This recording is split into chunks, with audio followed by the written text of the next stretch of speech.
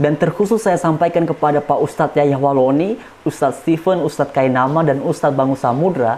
Pokoknya kalian-kalian yang pernah mengatakan bahwa Alkitab itu telah dipalsukan, silakan Anda jelaskan mengapa Al-Quran yang ada di beberapa negara, antaranya Indonesia, Maroko, dan beberapa negara lain, Al-Qurannya tidak sama.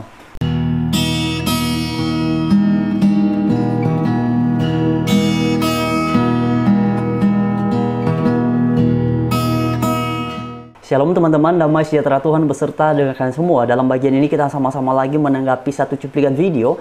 Tetapi seperti biasa sebelum kita berkomentar lebih lanjut, mari sama-sama kita dengarkan apa yang disampaikan oleh beliau dan nantinya akan kita tanggapi sama-sama. Nah, saya akan buktikan kepada Tante nanti setelah kita presentasi ini bahwa Al-Quran mengatakan bahwa fawailul lillazina yaktubuna alkitaba biaydihim summa yaquluna hadza min indillah liyastaru bihi samanan qalilan fawailul lahum mimma katabat aydihim wa wailul lahum mimma yaksibun. Yang artinya adalah celakalah mereka yang sudah membuat kitab dengan tangannya sendiri kemudian berkata ini dari Allah. Ini kitab ini dari Allah padahal itu dibuat oleh tangannya sendiri. Contoh Lukas mengatakan bahwa dia membuat kitab untuk Theophilus berdasarkan penyelidikan. Nah, artinya ini adalah buatan tangan manusia, tapi dia kata kalian percaya bahwa ini adalah firman Tuhan. Contoh surat-surat Paulus, kalian mengatakan ini adalah firman Tuhan, sementara itu adalah surat-surat buatan tangan Paulus, begitu. Nah, jadi kalau firman Allah yang di dalam Al-Quran itu murni kalam Allah, perkataan Allah yang diwahyukan kepada Nabi Muhammad SAW. Tidak ada pendapat orang lain di dalamnya, tidak ada campur tangan orang lain, tidak ada kisah-kisah yang dibuat oleh orang lain di dalamnya. Tidak ada berdasarkan si Anu, berdasarkan si A, berdasarkan si B.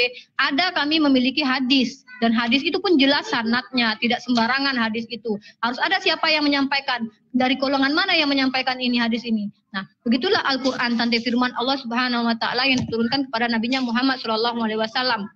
Nah, jadi kitab Taurat, Zabur, dan Injil yang tante pegang itu, Bible itu memang adalah sesuai dengan manuskrip yang ditemukan sekian tahun kebelakangan. Tetapi yang kami umat Islam imani, yang tante selalu berkata kepada saya, kamu mengimani yang tiada, Rifa. Salah, kami mengimani apa yang pernah ada. Nah teman-teman sekalian, itulah yang disampaikan oleh beliau dalam bagian ini. Jadi poin pentingnya yang menarik perhatian saya adalah mengenai penjelasannya tentang perbedaan Alkitab dengan Al-Quran. Menurut beliau ini tadi mengatakan bahwa Al-Quran itu adalah murni kalam Allah.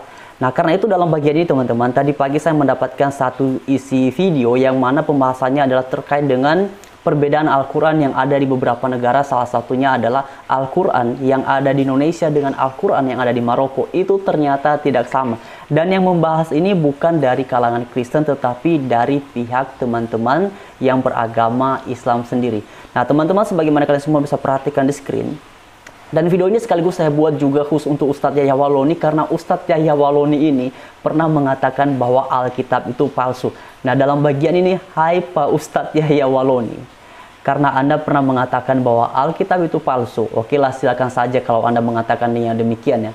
Sebab pada dasarnya pun ucapan seperti itu Anda tidak bisa buktikan, karena memang pada dasarnya Alkitab itu bukan palsu. Tetapi yang menjadi pertanyaan pentingnya adalah, sebelum Anda berbicara tentang iman Kristen, tentang Alkitabnya kami orang Kristen, perhatikan dalam bagian ini, silakan Anda lihat di YouTube. Ini judulnya tentang Quran. Ya, di sini LPMQ Kemenak RI klarifikasi Quran palsu dan perbedaan Quran di dunia. Nah teman-teman sekalian, saya sengaja tidak mensertakan videonya dalam bagian ini. Teman-teman bisa mengaksesnya sendiri. Ini judulnya teman-teman di channel Al-Fatih Quran. Jadi dalam bagian ini beliau ini menjelaskan bahwa sebenarnya Al-Quran yang memang tersebar di beberapa negara, di antaranya Al-Quran di Maroko dengan yang ada di Indonesia, itu berbeda dalam hal penulisan. Dan bukan hanya itu teman-teman, yang paling menarik perhatian saya adalah ternyata bukan saja berbeda secara tulisan, namun riwayat yang ada di dalamnya adalah berbeda. Nah oleh teman-teman kita sendiri yang beragama Islam meyakini bahwa Al-Quran ini diturunkan oleh Allah kepada sang Nabi dengan perantara malaikat Jibril dengan kurun waktu 22 tahun 2 bulan 22 hari. Dan artinya adalah sumber Quran ini kan sama, satu, tunggal, yaitu Allah sendiri. Nah bagi saya secara pribadi, karena sumbernya adalah sama, Maka sekalipun Quran ini kemudian, apalagi ini Quran itu yang tersebar di beberapa negara kan, termasuk Indonesia kan, bahasanya bahasa Arab. Nah, kalau Al-Quran ini sebagaimana diyakini di dalam keyakinan yang beragama Islam, bahwa Al-Quran itu murni kalamnya Allah, murni berasal daripada Allah. Bagi saya secara pribadi, maka ketika itu beredar di berbagai negara termasuk di Indonesia, dengan beberapa negara yang lain seperti Maroko, Mesir, maka harusnya adalah sama semua isinya. Karena sebagaimana tadi juga sudah dijelaskan bahwa Quran itu tidak ada campur tangan manusia. Tetapi mari teman-teman lihat ya. Di sini dijelaskan teman-teman, ada dua versi nih. Ini di sini hurufnya kurang jelas ya. Teman-teman nanti silahkan menonton videonya. Ini nanti kalian akan mendapatkan informasi yang menyeluruh terkait dengan perbedaan Al-Quran yang ada di Indonesia dengan yang ada di Maroko itu tidak sama.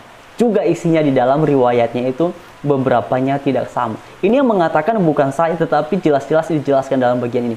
Karena itu teman-teman sekalian, pada kesempatan yang baik ini, khususnya kepada kalian yang sering sekali berbicara tentang Alkitab, sebaiknya sebelum Anda berbicara tentang Alkitab, pelajari dulu kitab sucimu dengan baik, pahami dulu kitab sucimu dengan baik, dan silakan Anda bangun sebuah argumentasi pembelaan untuk menjelaskan mengapa Al-Quran yang ada di Indonesia dengan Al-Quran yang ada di Maroko dan beberapa negara yang lain itu bisa tidak sama. Berbeda dengan Alkitab yang walaupun telah diterjemahkan ke dalam ribuan bahasa, bahkan termasuk ke dalam bahasa-bahasa suku, semuanya sama. Konten yang disampaikan di dalamnya sama. Riwayat yang disampaikan di dalamnya semua sama. Mengapa semua bisa sama? Karena kami meyakini bahwa Alkitab ini berasal dari satu sumber yang sama, satu sumber yang tunggal, yaitu Allah sendiri.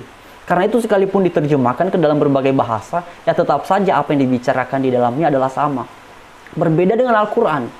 Dan dari pihak teman-teman yang beragama Islam sendiri, juga membenarkan bahwa memang Al-Quran yang tersebar di beberapa negara ini tidak sama. Sekarang silakan ini, mengapa bisa tidak sama? Kan katanya tadi tidak ada campur tangan manusia, murni daripada Allah sendiri dengan perantara malaikat Gabriel atau Jibril. Nah, dalam bagian ini saja teman-teman bisa memperhatikan di sini agak kecil ya.